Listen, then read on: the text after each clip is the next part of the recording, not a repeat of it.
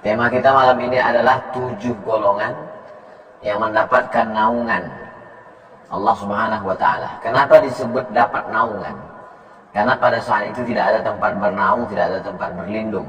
Hari ini kita bernaung di bawah pohon yang rindang. Hari ini kita bernaung di bawah atap gedung yang kokoh. Tapi nanti tidak ada tempat bernaung. Kenapa tidak ada tempat bernaung? Karena semuanya tercabut. Idza sama'un fatarat, langit terbelah. Wa idzal kawakibun tasarat, planet-planet bertabrakan.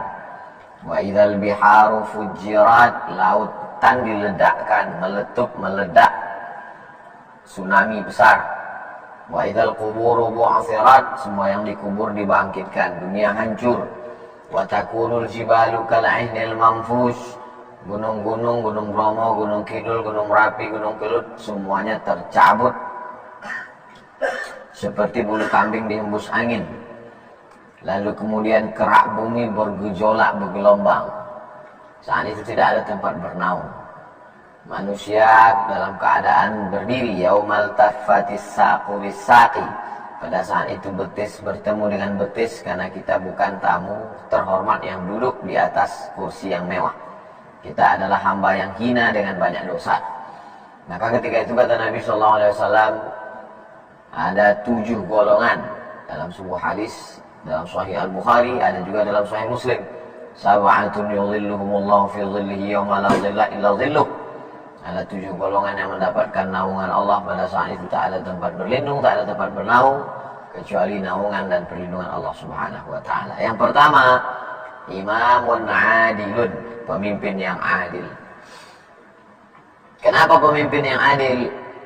Idza kuntum fi safarin, kalau kamu musafir, salasan, 3 orang musafir, falyu'ammiru ahadahum, hendaklah satu orang mengangkat amir, pemimpin. Ini kita mau jalan di bertiga, siapa amir kita? Amir inilah nanti yang menentukan kita berhenti di sini sholat jamaah takdim atau jamaah takhir. Nanti kita ini musafir, di mana kita makan. Kalau 3 orang saja musafir supaya enggak kelahi, mesti ada satu pemimpin, apalagi dalam sebuah negeri yang besar. Maka ada yang disebut dengan amir, pemimpin. Disebut juga dengan malik, king, raja. Disebut juga dengan sultan, orang yang punya kuasa. Di beberapa negara disebut dengan sultan. Sultan Qaboos di Oman, Sultan Hasan al-Bolkiah di Brunei Darussalam, Sultan Terengganu, Sultan Perak, Sultan Kelantan. Tapi ada disebut dengan Malik, seperti di Saudi Arabia, Sahibul Jalalah Malik Abdul Aziz Al-Saud. Ini sekarang presiden, bupati, gubernur, wali kota, itu semua adalah pemimpin. Apa kata Imam Ahmad bin Hanbal? Seandainya engkau punya doa yang makbul, dan doamu itu cuma satu-satunya doa engkau yang makbul, maka mintalah pemimpin yang adil. Karena kalau dapat pemimpin yang adil, satu negeri akan mendapatkan keadilannya. Jauh berjalan banyak dilihat, lain tempat, lain padang, lain belalang, lain lubuk, lain ikannya. Jauh lama hidup banyak dirasa, jauh berjalan banyak ditengok. Saya sudah banyak melihat tempat. Di beberapa tempat penguasanya biasa-biasa saja, tidak terlalu kaya, tidak terlalu wah, tidak terlalu megah, tapi rakyatnya aman, damai, tentram. Jarak antara fakir miskin dengan orang kaya tak terlalu jauh. Tapi ada di beberapa tempat jarak antara fakir yang kaya, kaya sekali, yang miskin susah sekali. Apa yang terjadi? Padahal tanahnya sama. Yang terjadi adalah ketidakadilan, kezaliman. Maka kalau mau melihat contoh pemimpin yang adil, Umar bin Abdul Aziz. Kata Umar bin Abdul Aziz, siapa yang sanggup berjalan dari Son'a ke Darul Bayda, Son'a Yaman, Darul Bayda Maroko, untuk mencari fakir miskin, silakan datang. Tidak ada satupun fakir miskin dari Son'a Yaman ke Darul Bayda Maghribi. Kalau kita hitung sekarang, Son'a Yaman, habis itu Saudi Arabia, habis itu Suriah, Lebanon, Palestina, Yordania, menyeberang ke atas Afrika, Mesir, habis itu Libya, habis itu Tunisia, Aljazair, 10 negara zaman sekarang pemerintahan kekuasaan Umar bin Abdul Aziz itu. Tidak ada satu pendapat mustahik zakat, tak ada fakir miskin. Apa maknanya? Keadilan. Kalau kita melihat ada satu negara banyak sekali fakir miskinnya, itu bukan karena tidak punya sumber daya alam. Karena Inggris, Prancis, Eropa tak ada sumber daya alamnya. Swiss, apa sumber daya alamnya? Jadi kalau kita lihat banyak sekali kemiskinan, sesungguhnya itu adalah salah manajemen, salah pengaturan, kebocoran dana di mana-mana. Makanya di antara doa yang diajarkan kepada kita, Allahumma rzuqna imaman adila, berikan kami pemimpin yang adil. La tusallit alaina bidzunubina, jangan hukum kami karena dosa-dosa kami, lalu engkau angkat orang la yakhafuka wa la yarhamuna, tidak sayang padamu dan tak takut pada Allah. Tidak sayang pada kami, tak takut pada Allah. Tak takut pada Allah, tak sayang pada kami. Komplit ada penderitaan. Kita tidak lagi di zaman kerajaan. Kita sekarang berada di zaman demokrasi. Maka kalau mau mendapat pemimpin yang adil, maka orang-orang yang adil mesti memberikan suaranya.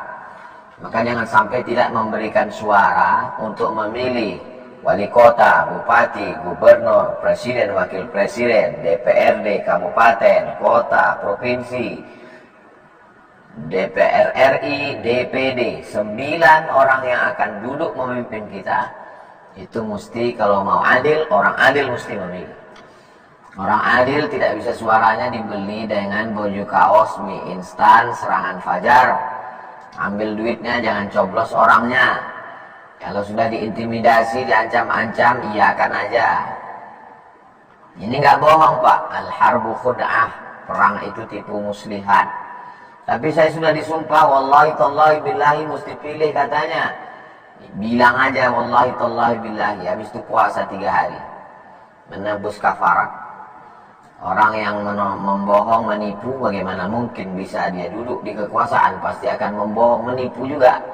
Maka dalam Islam kita diajarkan untuk ati Allah Ta'ala kepada Allah, wa ati Rasul Ta'ala kepada Rasul, wa ulil amri minkum, kepada pemimpin. Pemimpin yang bagaimana? Baca ayat sebelumnya.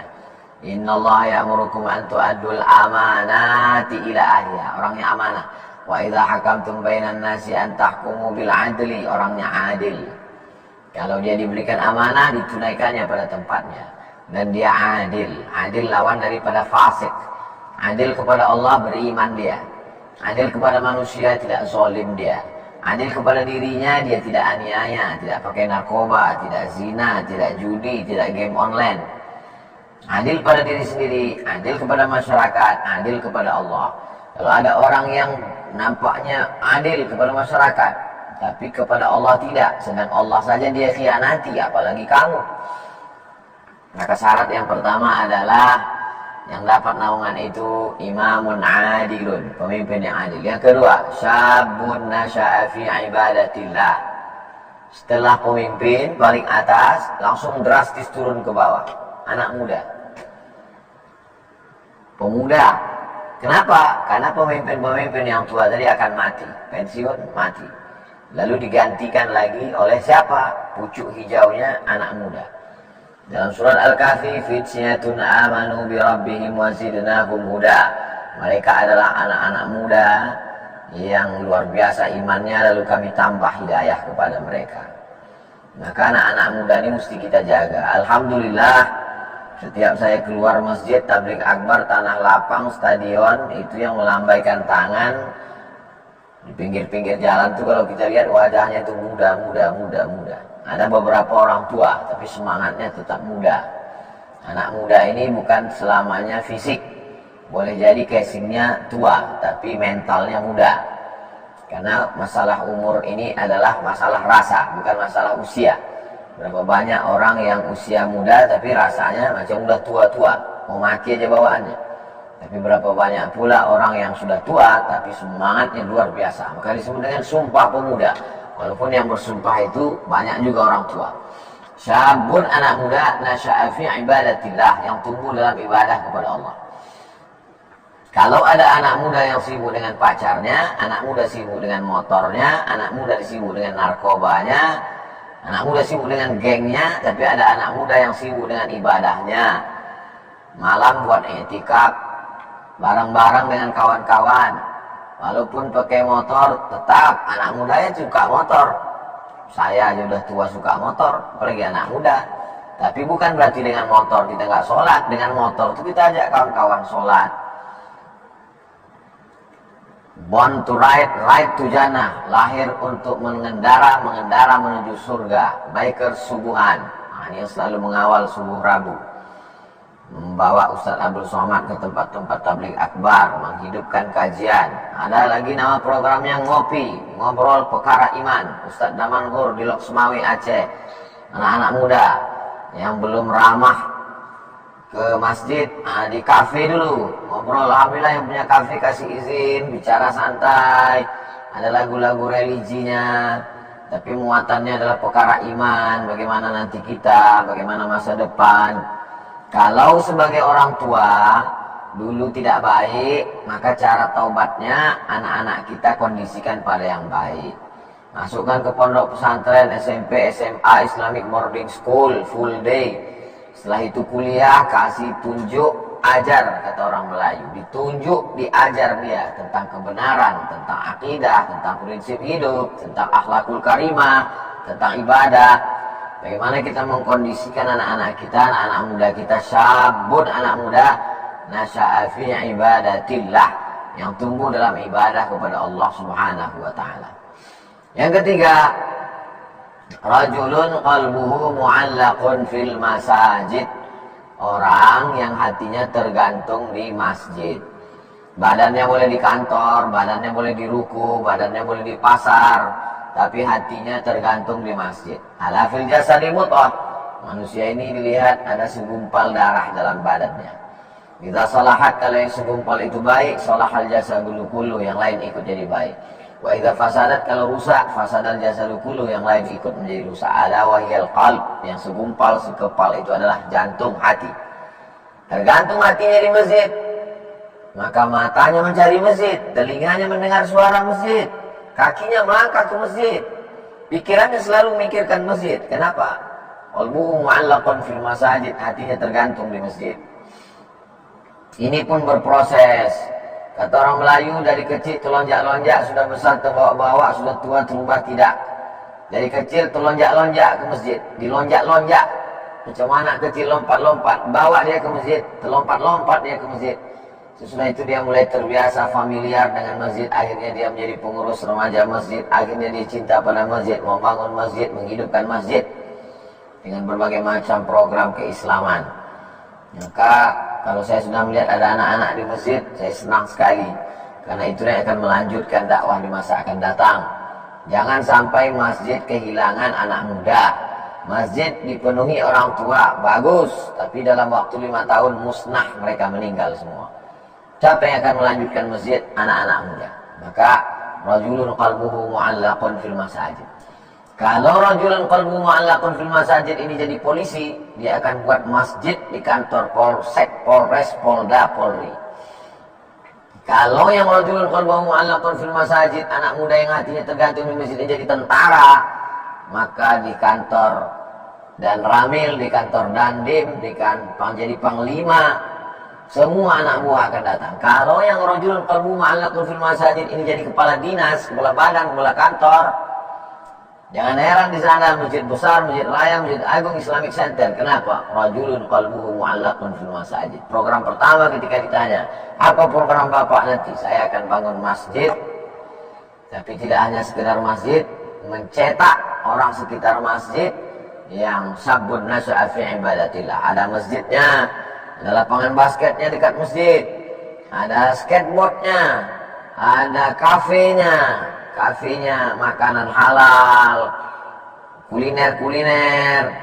Orang yang selalu ke masjid juga diizinkan untuk meletakkan barangnya tanpa harus bayar. Nanti baru sekian persen keuntungan, itu dipakai untuk kemakmuran masjid. Jadi masjid betul-betul hidup, tidak hanya sekedar tempat ritual ibadah. Ada klinik bersalin. Ada orang istrinya hamil, selama ini tak pernah ingat Allah, tapi karena dekat masjid terdengar suara azan suaminya ke masjid. Ada konsultasi hukum dengan LBH, Lembaga Bantuan Hukum. Jadi masjid perlu tanah yang luas, di sampingnya ada counter-counter, itu semua adalah rajulun qalbuhu mu'allaqun fil masajid. Imamun adilun, syabun nasya'a fi ibadatillah, rajulun qalbuhu mu'allaqun fil masajid. Yang keempat, rajulani, dua orang. Tahabba fillah, berkasih sayang karena Allah. Ijtama'a alaihi, bertemu karena Allah. Wa tafarraqa alaihi, berpisah pun karena Allah. Tak ada hubungan dengan pacaran. Pacaran haram, campur laki-laki perempuan tak mahram. Ini cerita tentang orang yang berteman, bersahabat. Berteman karena harta, harta binasa, persahabatan pudar. Berteman karena kuasa, kekuasaan hilang, pensiun, copot, tangkap KPK, pertemanan bubar. Berteman karena usia, yang satu tua, yang satu muda, nggak nyambung.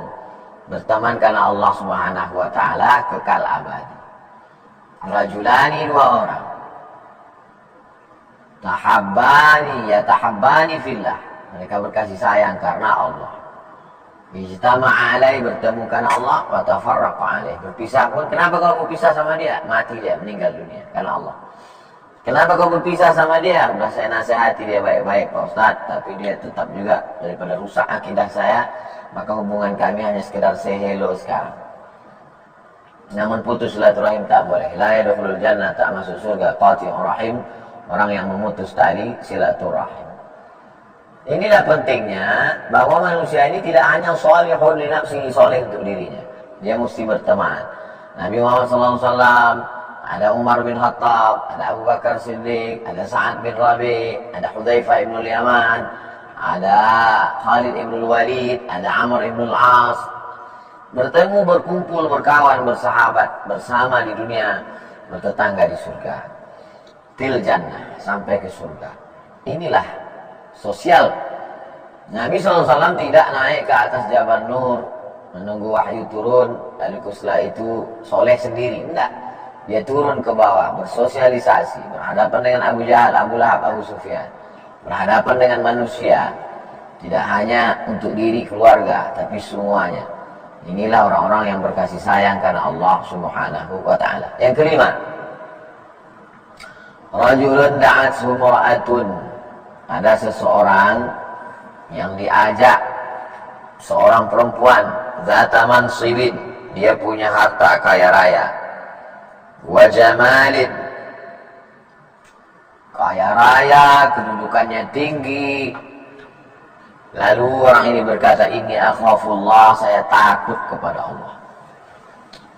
Ini penting sekali.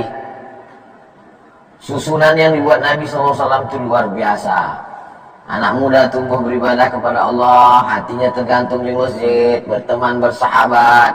Tapi juga ketika datang angin, badai, puting beliung, karang tajam menghantam, kapalnya tidak pecah.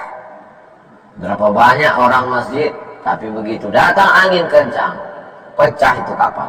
Anginnya menerpa. Angin dalam bentuk apa?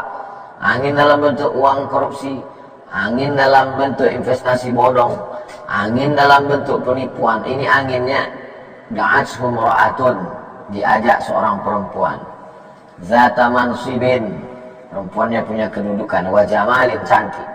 Ada punya kedudukan tak cantik, ada cantik tapi tak punya kedudukan. Ini dua-dua dia punya. Zata mansibin, punya jabatan, wa jamalin, parasnya cantik. Apa kata orang tadi? Inni akhafullah, aku takut kepada Allah. Ada yang pernah mengalami seperti ini? Ya. Siapa namanya? Namanya Nabi Yusuf alaihissalam bersama Zulaikha.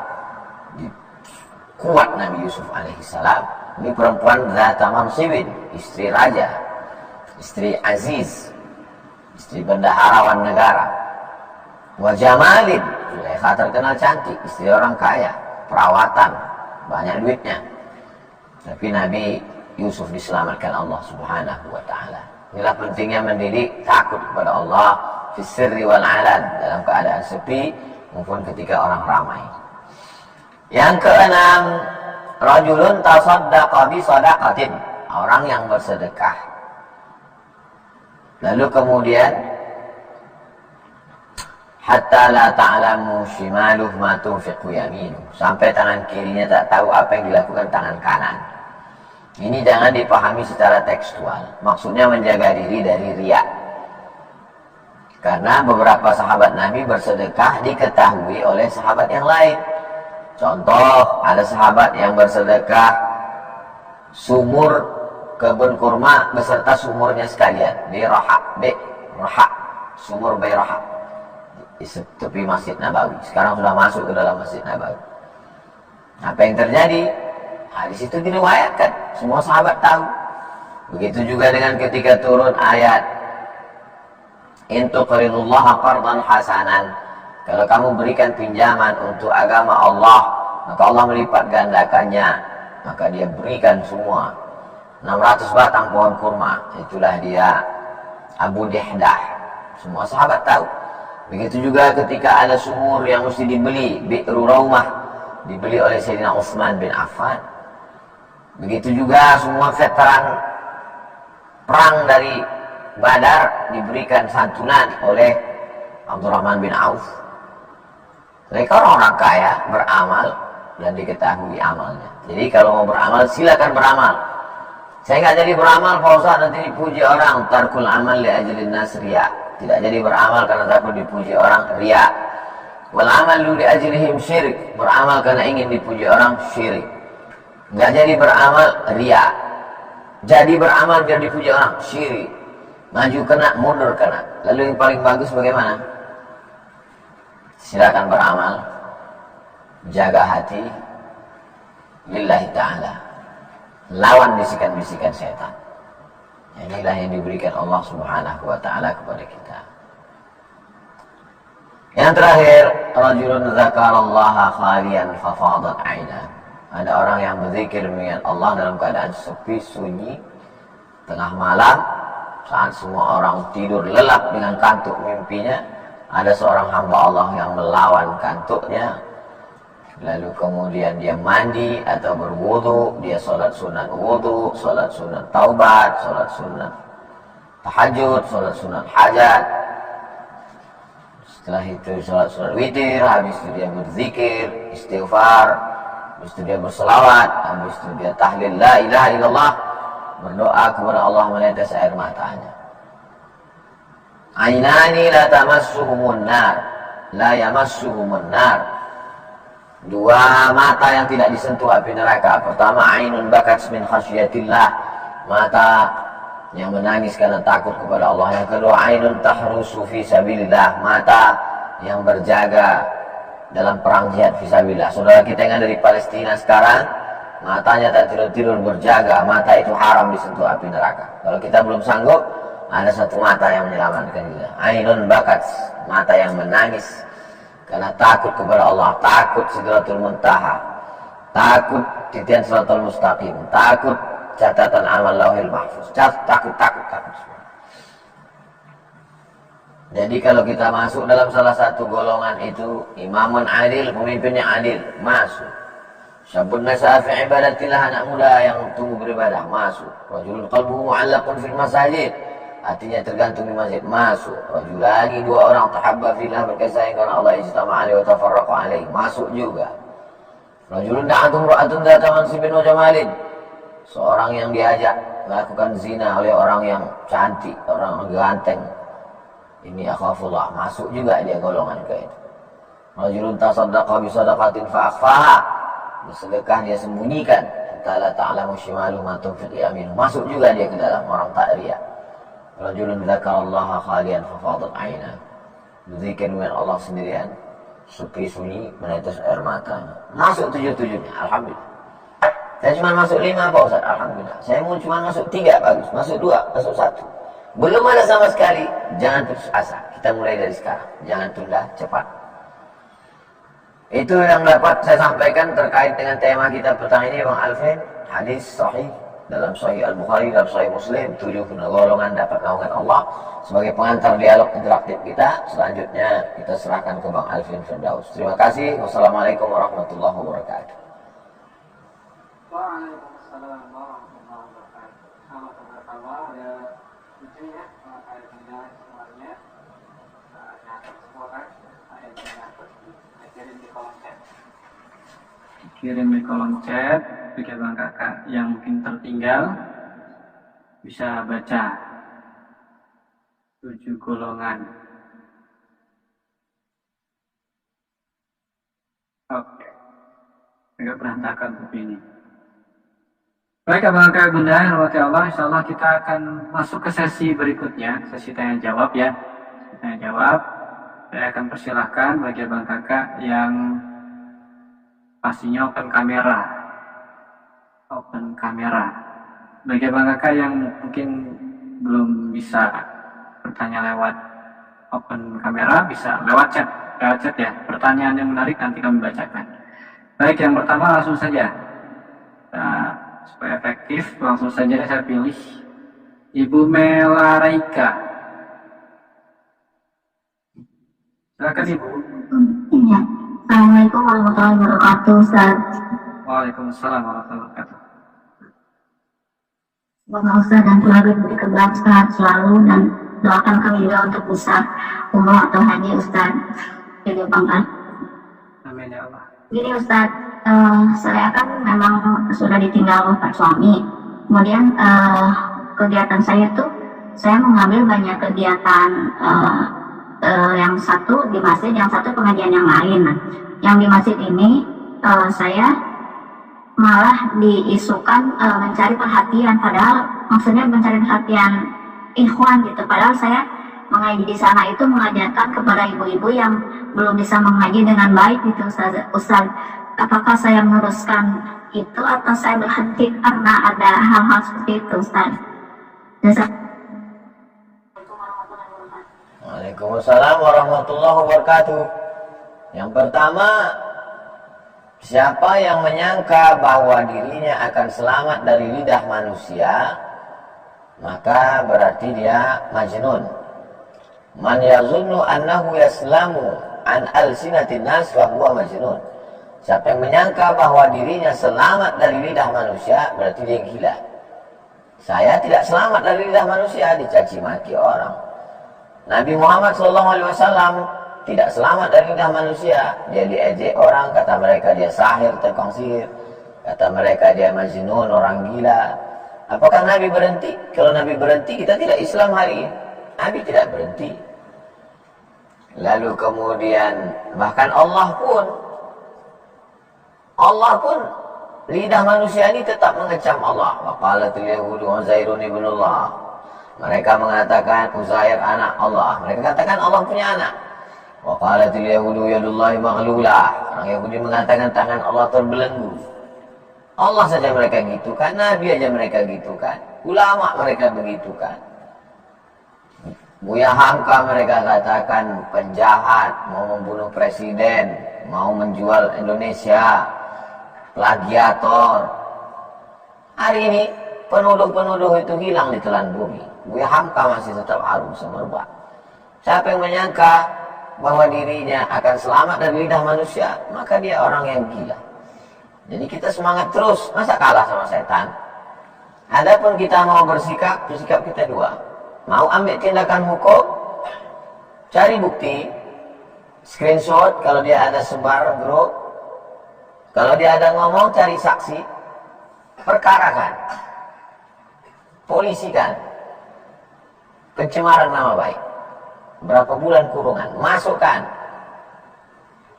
Kalau mau maaf, maafkan. An-nafsu bin nafsi, nyawa balas nyawa. Al-ainu bil aini, mata balas mata. As-sinnu bis sinni, gigi balas gigi. Wal juruha qisas, kalau dilukai, balas juga lukai. Jaza'u sayyi'atin sayyi'atun misluha. Perbuatan buruk, balas dengan perbuatan buruk. Faman afa wa aslaha. Siapa yang mau memaafkan dan berdamai, fa ajruhu 'ala Allah. Maka balasannya adalah kepada Allah. Saya tidak pernah pusing memikirkan omongan orang. Kenapa?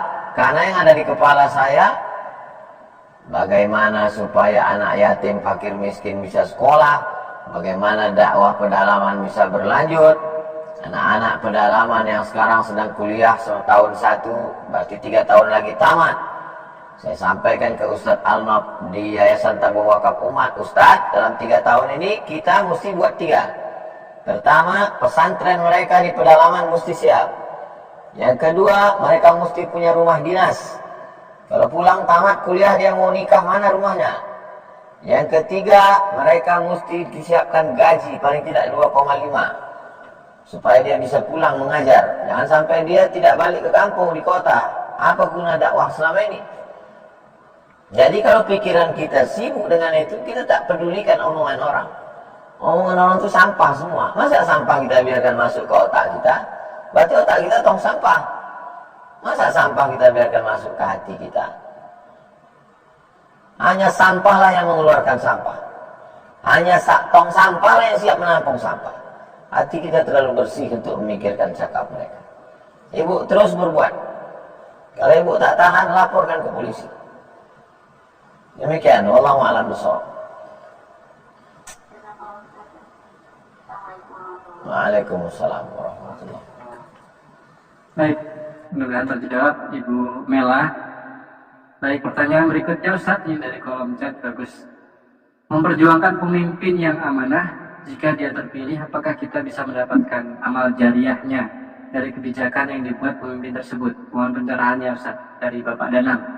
Kalau dia amanah, dia bangun masjid, dia buat sekolah fakir miskin, dia kirim anak-anak berprestasi ke Mesir, ke Yaman, lalu pulang berdakwah, kita dapat amal jariahnya. Kalau ternyata setelah kita pilih rupanya dia penjahat, apakah kita dapat dosanya? Tidak. Kenapa? Karena kita tidak tahu yang gaib. Nahnu nahkumu bizawahir. Kita hanya menilai yang zahir-zahir. Wallahu yatawalla sarair. Yang rahasia-rahasia itu cuma Allah yang tahu. La yukallifullahu nafsan illa wus'aha. Allah tidak membebani lebih daripada kemampuan.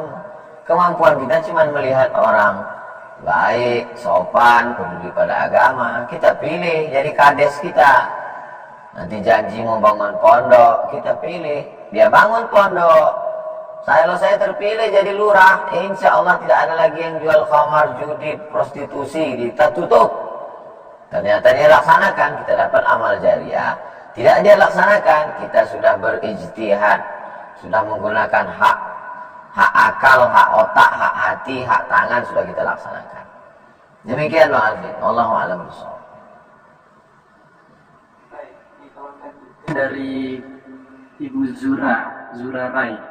Assalamualaikum Ustaz, izin bertanya. Jika kita mengawali hari kita sudah baik dengan sholat tahajud, mengaji, namun ternyata setelah tiba paginya di tempat kerja, kita dapat masalah, kita kena marah atasan. Apa yang salah Ustaz?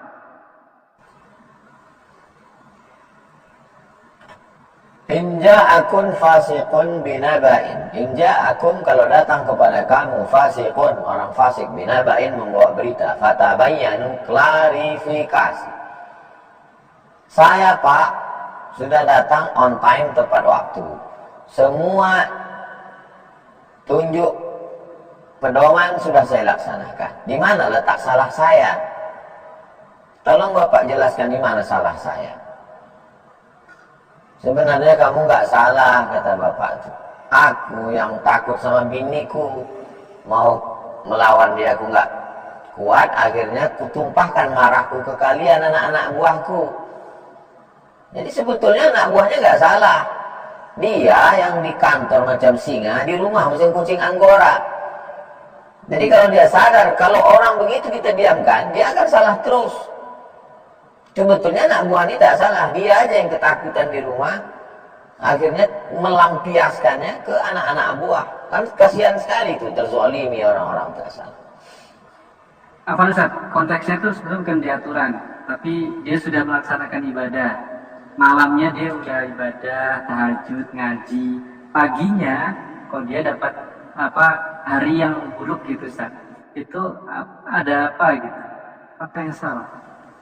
Kalau antum berpikir bahwa tinggal di istana itu disayang Allah, tinggal di anyaman pohon korma itu dimurkai Allah, berarti yang disayang Allah itu Abu Lahab dong. Kan Abu Lahab yang tinggal di istana. Yang tinggal di anyaman korma kan Nabi Muhammad. Nabi Muhammad kan tahajud malam. Kalau kamu berpikir bahwa Yang disayang Allah itu kalau rezekinya melimpah. Tapi kalau rezekinya biasa aja berarti dimurkai Allah. Berarti yang disayang Allah itu Qarun. Berarti yang disayang Allah itu Qarun. Yang dibenci Allah itu Musa. Kan yang kaya raya Qarun. Kalau kita mau pikir bahwa yang disayang Allah itu yang kekuasaannya hebat.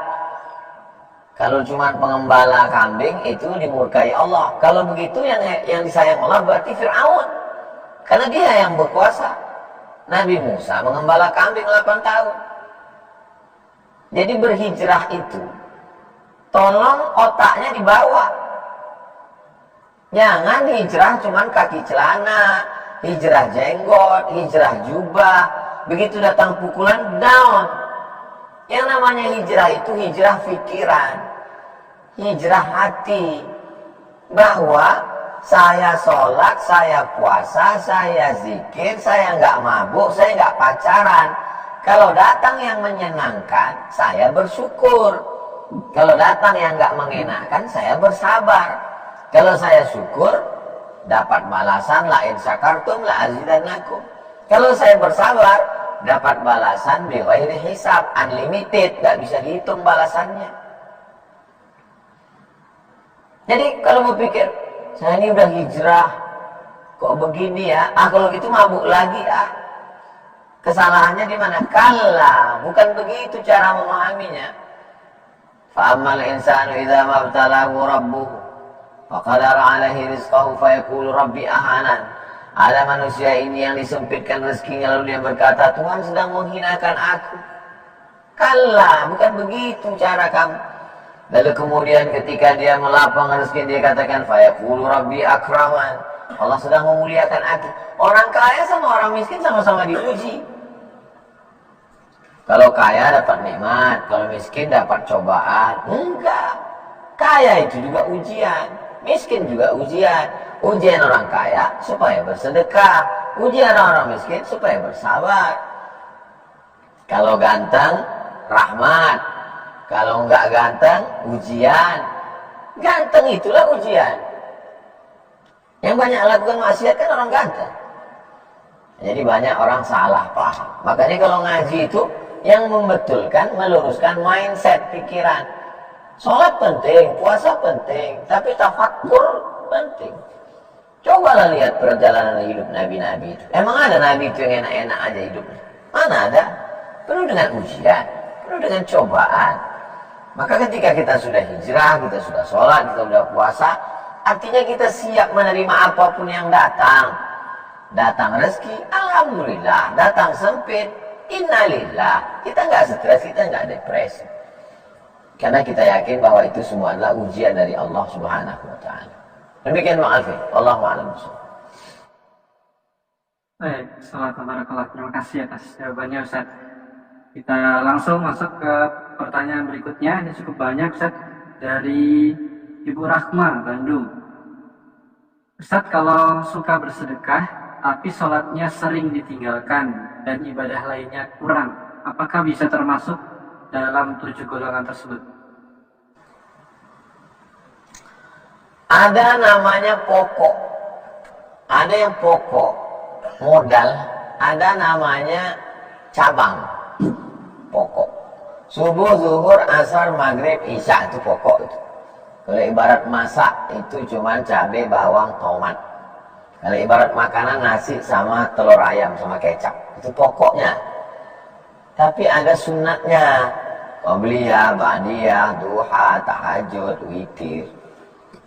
Itu di mana dikaji? Di fikih. Makanya kalau ngaji itu 3. Ngaji yang wajib itu 3. Yang pertama akidah, yang kedua fikih, yang ketiga akhlak. Tolong nanti Bang Alvin, kajian kita ini disejajarkan. Siap, Ustaz. Diseragamkan antara 3 nih. Akidah, fikih, akhlak. Akidah, fikih, akhlak. Orang kalau cuma ngaji akhlak aja nggak paham fikih dia. Nggak tahu dia mana rukun, mana syarat, mana wajib, mana sunat, mana batal, mana makruh. Tak tahu dia. Kalau hanya sibuk masalah fikih aja, tak berakhlak dia. Main-main hukum kerjanya nanti.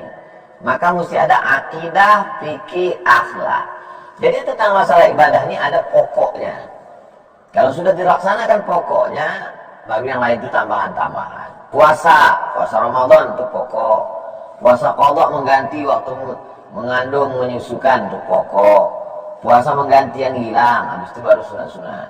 Kalau sedekah yang wajib itu zakat, nazar, yang lain-lain itu sunat. Nah, itu.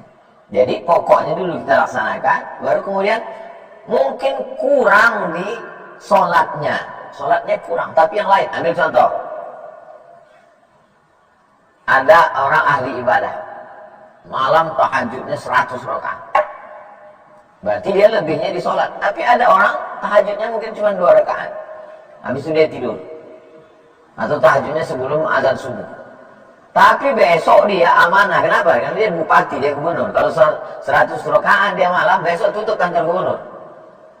Jadi mungkin lebihnya di sini. Ya, mungkin lebih, tapi pokoknya jangan sampai di pokok. Karena beberapa wawancara podcast saya tengok, saya memang nggak sholat, tapi saya banyak berbagi. Nah ini jahil ini. Bisa nggak Ustaz, pahala sedekah saya ini ditutup ke sholat? Nggak bisa. Jadi sholat tetap ada pokoknya. Kekurangan pada cabang-cabang itu bisa ditutupi dengan kelebihan ini. Bisnis sana situ sini sampai ini jam 2 malam, habis itu sholat 2 rakaat, habis itu dia tidur. Yang satu lagi sholat malamnya sampai 100 rakaat. Dia ini bisnismen. Kalau dia sampai 100 rakaat malam, besok tutup perusahaan dia, nggak sempat dia berpikir.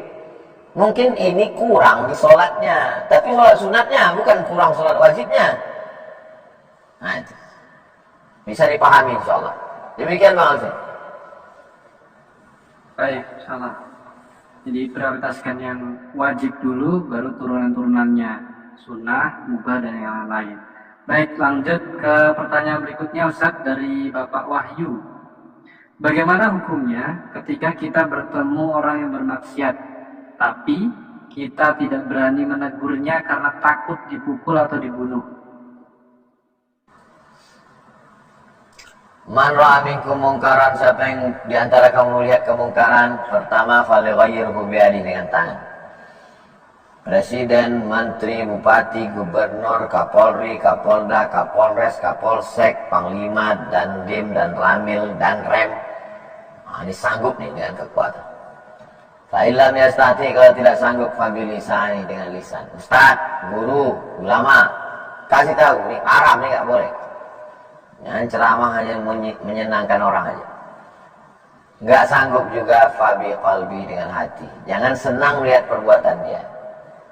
Dia udah buat dosa, senyum-senyum pula, ketawa pula nengok perbuatan dia. Jangan, mesti ada kebencian. Benci melihat perbuatannya, bukan orangnya. Kalau dia udah berhenti, dia saudara kita. Jadi kita ini golongan yang mana? Punya seragam, punya pistol, itu pun dengan tangan. Gak punya seragam, gak punya pistol, tapi suara menggelegar dengan lisan. Gak punya sama sekali, dengan hati.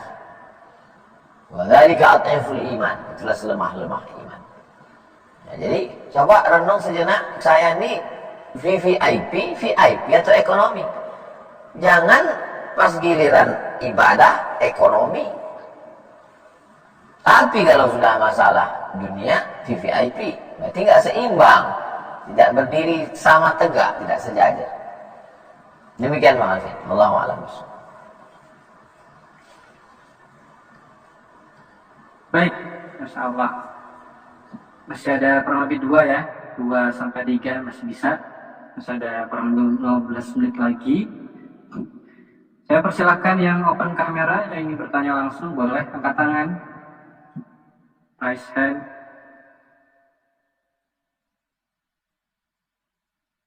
Bapak Harisman Bogor. Silakan Bapak.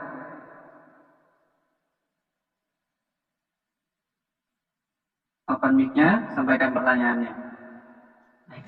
Assalamualaikum warahmatullahi wabarakatuh. Waalaikumsalam. Pertama saya minta doanya Ustadz buat keluarga saya yang sedang sakit, mudah-mudahan diangkat penyakitnya dan disehatkan kembali. Saya ingin bertanya Ustadz mengenai hati yang di masjid yang tadi, perkara anak kecil kan di masjid itu sekarang itu ada TPA Ustadz. Nah, setelah pengajian maghrib itu, anak-anak kan pada sholat, pada berisik tuh. Konteksnya sama pengurus masjid bentrok, Ustaz. Yang mengakibatkan bentrok sama orang tuanya. Nah, sedangkan si anak ini laporan sama orang tuanya dan mengakibatkan tidak mau jamaah ke masjid. Nah, ini hukumnya bagaimana, Ustaz? Apakah pengurus ini berdosa atau orang tua yang berdosa gitu, Ustaz? Terima kasih, Ustaz. Assalamualaikum warahmatullahi wabarakatuh. Waalaikumsalam. Pengurus masjid sama orang tua duduk. Wa amruhum syura bainahum. Orang beriman memutuskan perkaranya dengan musyawarah. Duduk. Buat undangan kepada bapak-bapak, ibu-ibu, pengurus masjid, kita duduk bersama. Judulnya, mau dibawa kemana hubungan kita ini? Mau dibawa kemana anak kita ini? Kalian pengurus akan mati semua pengurus. Nanti potongkan ini jawaban saya ini, kasih ke pengurus. Kalian semua pengurus-pengurus sudah tua, mati kalian nanti semua. Bapak-bapak pun kalian mati juga semua. Yang akan melanjutkan hidup, melanjutkan masjid itu, inilah anak-anak kalian. Sekarang kalian berkelahi, anak kalian murtad, anak kalian penjadi narkoba, anak kalian pemabuk. Nanti di alam barzah baru kalian bingung dapat. Jadi duduk kalian. Bapak ayah tanya, kenapa kalian tak setuju anak kami ini ke masjid, Pak pengurus? Masjid ini kan punya Allah, bukan punya bapak kalian. Kata pengurus masjid, tak tahan telinga kami mendengar anak ini ribut. Apa solusinya? Kalau gitu solusinya diangkat satu petugas pakai baju seragam, memegang rotan, macam di Masjid An-Nur Pekanbaru. Anak-anak dibuat satu sop lurus. Petugas pakai jubah hijau, pakai rotan. Saya dengan biji mata kepala saya sendiri menengok. Saya tanya petugas, mau kau pukul anak-anak ini? Enggak, Ustaz. Nakut-nakuti orangnya aja. Pasang CCTV di masjid. Rekam. Nanti kalau ada yang kena hukum SP1, SP2, ini anak kau ini memang macam setan anak kau. Mungkin kau kasih makan korupsi ini. Mungkin emaknya kuntilanak ini. Bapaknya genderuwo. Ada pun melarang. Saya pun kalau anak-anak ini menjerit-jerit jingkrak-jingkrak, mengamuk juga saya. Bawa bapak kau kemari. Bawa ayah kau kesini. Nah, jadi dudukkan bersama. Cari solusi jalan tengahnya. Insya Allah, kalau niat kita baik, niat kita supaya anak-anak ini jadi orang, supaya semua selamat masjid kita, pengurusnya sama bapak ibunya, yurida islahan yuwaffiqillahu bainahuma. Kalau mereka mau islah, maka Allah akan melembutkan hati mereka. Mudah-mudahan Pak pengurus bisa menerima, orang tua juga bisa menerima. Nanti kalau dikritik, dihukum anaknya jangan marah, karena ada CCTV, memang anak pun nakal, bandel. Lalu kemudian Bapak pengurus pun juga menemukan titik tengah solusi, cara anak-anak ini supaya bisa tetap dididik di masjid. Demikian Bang Alfred, Wallahu a'lam bishawab. Terima kasih, Ustaz. Baik, terakhir, pertanyaan terakhir kami persilakan ya untuk Ahwat Ibu Nunung Purwati.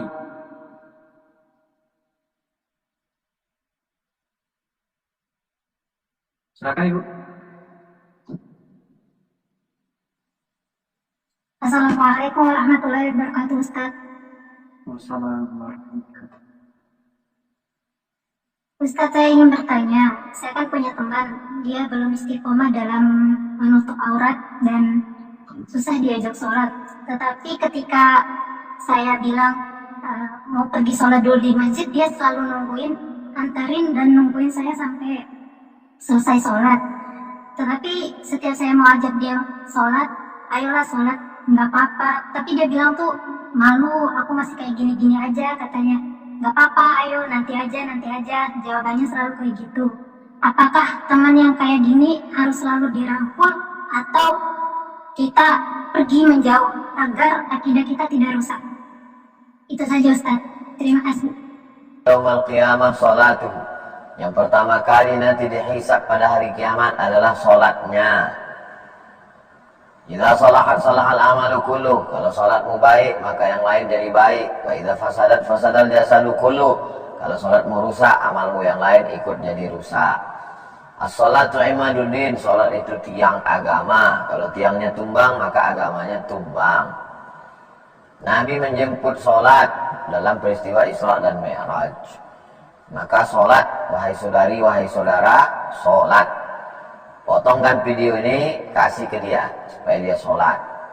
Dia secara umum sudah baik, tidak ngejek orang sholat, ngantar orang sholat. Tak tahu kita entah apa sebabnya, entah apa masalah batin dia, kenapa dia tak sholat. Itu yang pertama. Kalau sanggup ngomong sama dia. Tak sanggup ngomong sama dia, potongkan video ini, kasih ke dia. Doakan. Doa silahul mu'min, doa senjatanya orang beriman.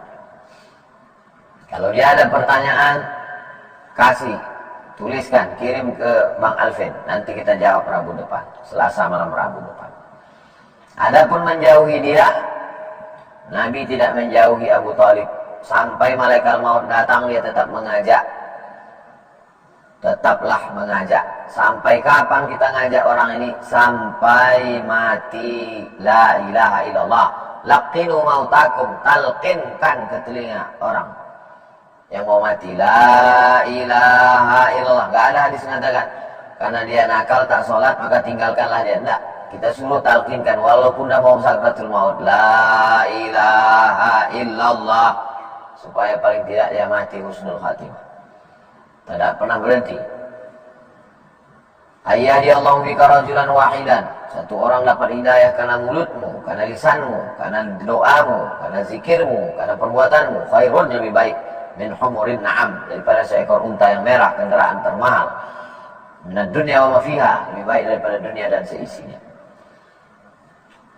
Ud'u ila sabili rabbik, ajak orang ke jalan Allah bil hikmah, dengan kata-kata yang santun, wal mau'izatil hasanah, suri tauladan yang baik, berakhlak, sentuh hatinya. Wajadilhum, kalau dia mau didebat, debat dia billati hiya ahsan, dengan cara yang baik, yang santun, yang sopan. Demikian, wallahu a'lam bishawab. Baik, mudah terjawab Ibu Nunung, soal dari Hong Kong beliau. Sehat selalu. Baik, alhamdulillah. Baik, Ustaz. Alhamdulillahirrahmanirrahim, kita sudah sampai di penghujung majelis. 7 golongan yang Allah berikan naungan pada hari kiamat.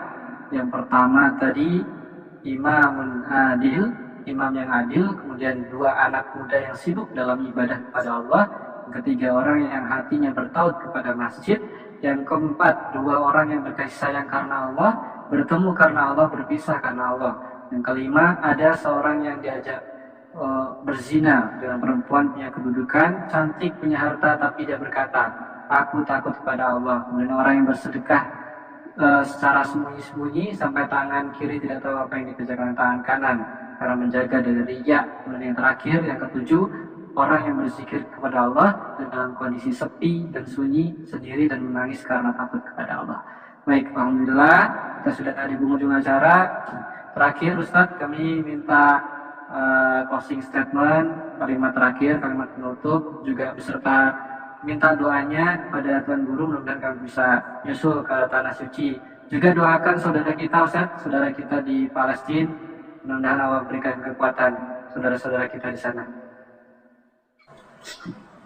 Astaghfirullahaladzim, astaghfirullahaladzim, astaghfirullahaladzim, alladzi la ilaha illa huwal hayyul qayyum wa atubu ilaih. A'udzubillahi minasyaitonir rajim. Bismillahirrahmanirrahim. Alhamdulillahirabbil alamin, arrahmanir rahim, maliki yaumiddin, iyyaka na'budu wa iyyaka nasta'in, ihdinas siratal mustaqim, siratal ladzina an'amta 'alaihim ghairil maghdubi 'alaihim waladdallin. Amin. Allahumma shalli ala sayyidina Muhammad wa ala ali sayyidina Muhammad. Assalamu alayka ya Rasulullah. Dari tanah suci, dari bumi yang diberkahi, kami mohon kepada Engkau ya Allah. Allahumma ansur ikhwanana al-mujahidin al-mustad'afina fi Palestin. Tolonglah saudara kami yang sedang berjihad, yang lemah ada di Palestina. Allahumma damir a'da'aka a'da'ad-din. Hancurkan musuh-musuhmu, musuh-musuh agamamu ya Allah. Allahumma syattid syamlahum wa farik jam'ahum waj'al kaidahum fi nuhurihim. Hancur leburkan barisan mereka, buat tipu daya mereka, hanya akan menghancurkan diri mereka ya Allah. Allah mansur man nasaraddin, tolonglah saudara-saudara kami yang sudah menolong agama. Allah mansur ikhwanana al-mujahidin al-mustad'afina fi Palestin, tolonglah para tentara Palestina yang sedang menghadapi gempuran Israel. Allahumma ja'al syuhada'aka, jadikan mereka menjadi para syuhadamu ya Allah. Rabbana fil lana dzunubana, ampunkan dosa kami. Dzamban la tad'alana fi maqamina hadza fi sa'atina hadhihi dzamban illa ghafartah, segala dosa-dosa kami ampunkan ya Allah. Walaina illa qadaitah, saudara kami yang dililit utang piutang lepaskan ya Allah. Wala maridan illa syafaitah, yang sakit angkat penyakitnya. Wala mayyitan illa rahimtah, yang meninggal dunia lapangkan kuburnya. Rabbana hab lana minas shalihin, jadikan anak kami anak-anak yang saleh dan salihah. Allahumma rzuqna imaman adila, berikan Indonesia pemimpin yang adil dan amanah. Negeri-negeri Islam berikan pemimpin yang adil dan amanah. La tusallit alaina bidzunubina man la yakhafuka wa la yarhamuna. Jangan hukum kami karena dosa-dosa kami lalu engkau pilih, lalu kau angkat orang yang tak takut padamu dan tak sayang pada kami untuk memimpin kami. Na'udzubillah. Allahumma barik lana fi arzaqina wa auladina wa ahlina, berikan berkah pada rezeki kami, pasangan hidup kami, anak-anak kami. Rabbana taqabbal minna innaka antas samiul alim wa tub alaina innaka antat tawwabur rahim. Allahumma rzuqna ziyarata baitikal atiq, berikan kami rezeki supaya bisa berkunjung ke Baitullah, berhaji dan berumrah. Rabbana atina fid dunya hasanah wa fil akhirati hasanah wa qina adzabannar. Sallallahu alaihi wasallam Muhammad wa ala alihi wasallam. Walhamdulillahirabbil alamin. Terima kasih untuk Bang Alvin Firdaus beserta seluruh tim, Bapak, Ibu, Abang, Kakak, adik, jamaah semuanya. Kita tetap bertemu kapanpun, dimanapun. Insya Allah panjang umur, sehat badan. Selasa depan, malam Rabu, saya sudah ada di Riau, Pekanbaru. Insya Allah kita lanjutkan lagi dalam kajian hijrah bersama Ustaz Abu Somad, yang tema-temanya semuanya disusun oleh Bang Alvin Firdaus. Mudah-mudahan Bang Alvin Firdaus sehat, diberikan kekuatan iman dan Islam. Sukses selalu, sukses semuanya, berkah semuanya. Jangan lupa zikir, jangan lupa banyak istighfar, banyak selawat, banyak tahlil untuk menjaga hati kita, jaga ukhuwah, jaga persaudaraan. Barakallahu fikum. Wassalamualaikum warahmatullahi wabarakatuh.